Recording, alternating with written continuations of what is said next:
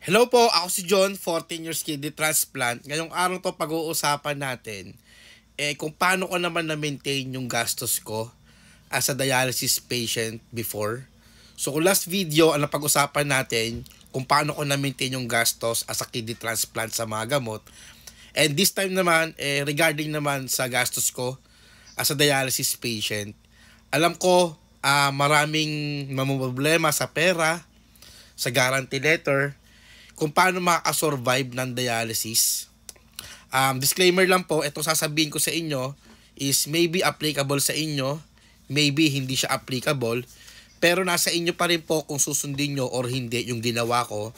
At feeling ko makasurvive kayo as a dialysis patient sa mga sasabihin ko.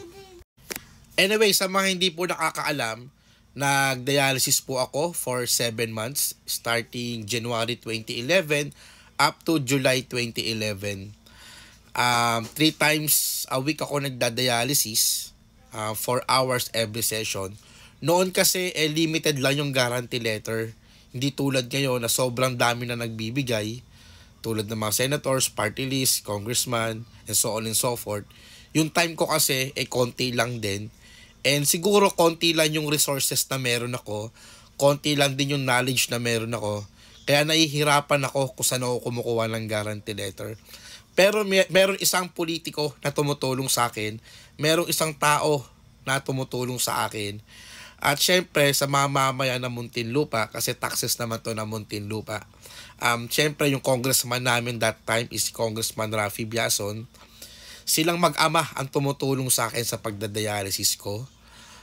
Sila nagbibigay sa akin ng guarantee letter.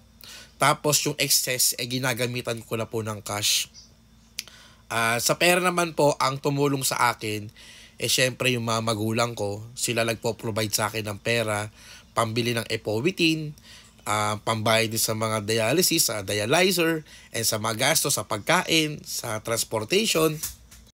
Tapos yung mga kapatid ko tumutulong din sa akin, yung mga kamag-anak ko nagbibigay din sa akin.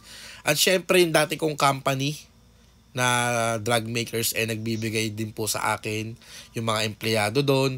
Tapos yung alma mater ko, yung Adamson University, BSBA Management, sila din po ang tumutulong sa akin. Nagbigay po yung mga estudyante para pan-dialysis ko.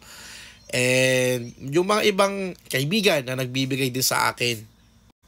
Kung tutuusin, mas blessed pa nga ako dahil may tumutulong sa atin. Alam ko may mga dialysis patients dyan na hirap na hirap.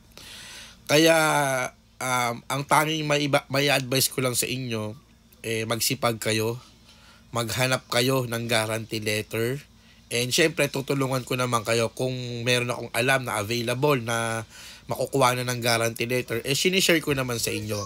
Lumapit kayo sa congressman nyo, sa mayor nyo, sa mga senators, mag-email kayo, mag-walk-in kayo sa Pasay.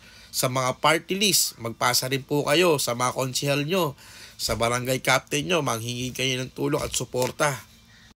Buti nga ngayon may mga dialysis center na rin na libre na din or kung may babayaran lang konti. Kasi yung that time, yung nasa PGH ako, halos hindi ko maramdaman yung PhilHealth. Pero that time kasi nakakapag-reimburse ako sa gamot. Pero hindi naman kalakihan. Ngayon kasi libre na rin yung dialysis. Pero depende pa rin po sa center. Ayun lang po. Sana nakatulong tong video na to. Again, simpleng video lang to. Pero malaking maitutulong sa inyo to. Palagi po kayo magdadasal and palagi po kayo mag-iingat.